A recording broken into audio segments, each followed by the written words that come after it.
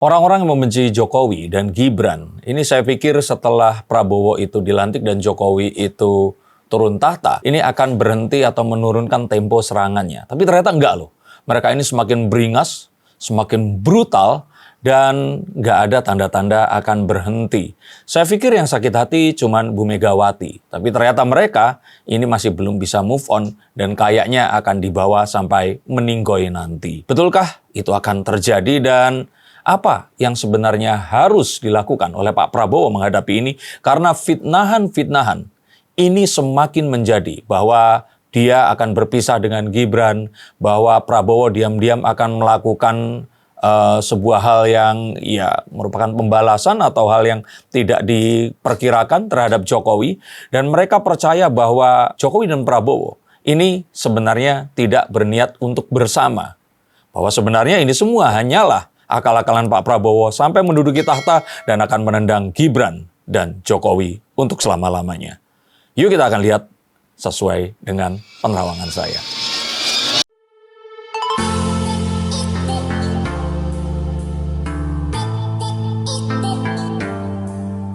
Halo Science Seekers, kembali berjumpa bersama saya, Denny Darko. Tidak ada yang namanya misteri, yang ada adalah tanda-tanda yang kita semua coba untuk mengerti. Ini hari pertama sejak pelantikan Pak Prabowo dan Gibran kemarin.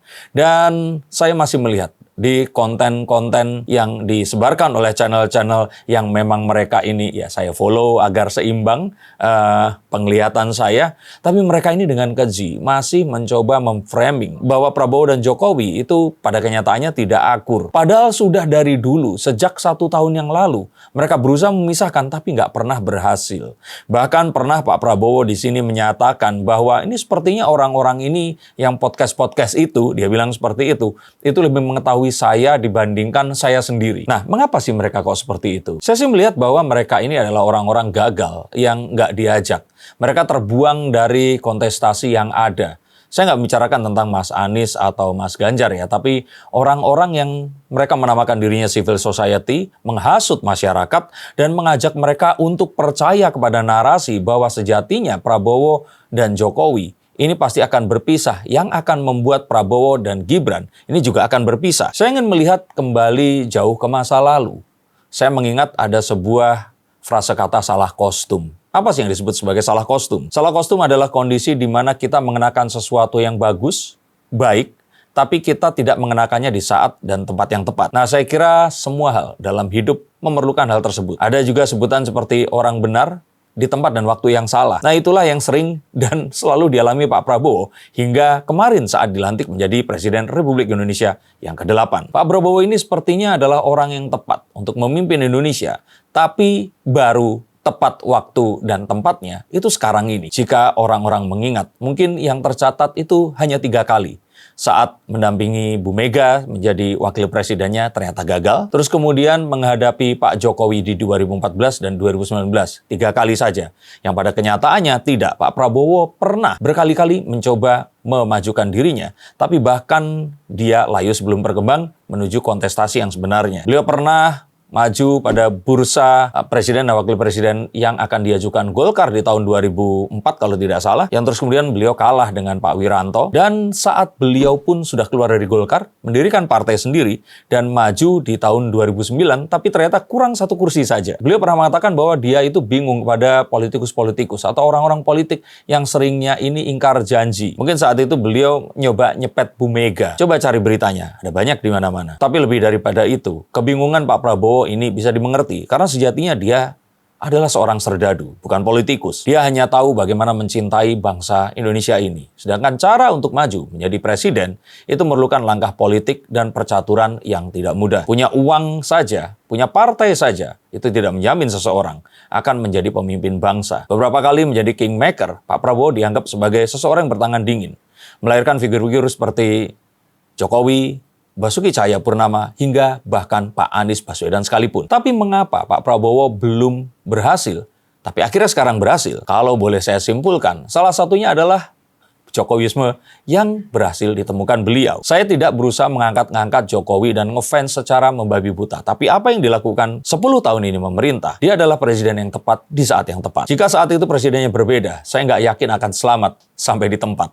Dan mungkin akan sudah dilengserkan sebelum waktunya. Apa Jokowisme itu? Mungkin kalau kita bahasakan dengan bahasa yang ada dan baku saat ini, itu adalah rekonsiliasi. Tapi ini mengandung sebuah makna lebih daripada itu. Yang pertama adalah bagaimana mengajak seseorang yang sebenarnya tidak disukai atau bahkan sebenarnya berlawanan pendapat atau berlawanan kutub untuk bekerja sama dan bersama-sama memajukan negeri. Ini terjadi dan Pak Prabowo pun dibuat kaget saat beliau dipinang untuk menjadi Menteri Pertahanan di era pemerintahan Pak Jokowi kemarin. Dan dari situ, beliau memahami bahwa rekonsiliasi atau persatuan bangsa di atas perbedaan adalah satu hal yang harus dijunjung tinggi, terutama jika kita ingin selamat dengan semua percaturan geopolitik yang semakin carut-marut di akhir-akhir bulan ini. Bahkan dalam perjalanannya di kontestasi pemilihan presiden kemarin, Pak Prabowo berusaha untuk mempergunakan Jokowisme itu tadi dengan sebaik mungkin. Yang pertama tentu saja adalah menerima pencitraan gemoy yang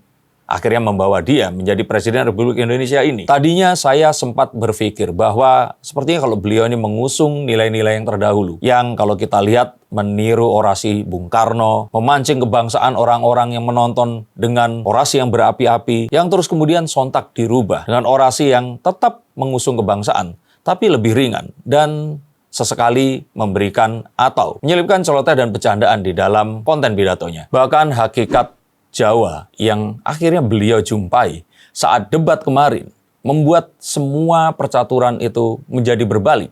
Yang awalnya ini kemenangan mungkin tidak akan bisa diraih, tapi ternyata langsung bisa membalikan kondisi dan akhirnya kemenangan bisa didapatkan. Di saat debat pertama di mana kita tahu bahwa yang dilawannya adalah Anies Baswedan, singa podium. Seseorang yang mungkin lebih jago berorasi dibandingkan dirinya. Tapi bagaimana dia akhirnya bisa menahan diri saat diberikan nilai 11 dari 100 yang terus kemudian membalikkan suasana dan juga simpati dari publik. Pak Prabowo ini semakin mengerti bagaimana pepatah Jawa yang artinya ngeluruk tanpa bolo. Atau artinya di sini berjuang tanpa adanya dukungan massa atau memperjuangkan nilai yang diharapkan. Menang tanpa ngasorake. Menjadi seorang pemenang tanpa kita membuat orang yang kalah ini merasa direndahkan. Sekti tanpa aji-aji. Atau percaya kepada kekuatan diri sendiri dan tidak mengandalkan senjata apapun, baik yang terlihat maupun yang tidak terlihat. Dan sugih tanpa bondo, yang artinya merasa kaya tanpa harus tamak dan mengambil harta yang tidak menjadi haknya. Ini adalah nilai yang ingin ditunjukkan oleh Pak Jokowi, ditunjukkan oleh dirinya. Ya walaupun akhirnya sempat di ujung-ujung anak-anaknya ini berusaha untuk membalas apa yang diperlakukan orang-orang penyerangnya ini kepadanya. Tapi sepertinya Pak Prabowo ini jelas ingin banyak meniru nilai-nilai yang telah membawa 10 tahun pemerintahan Pak Jokowi. Ini bisa mulus dan tanpa ada goncangan sama sekali. Ya kalau orang yang namanya benci itu wajar.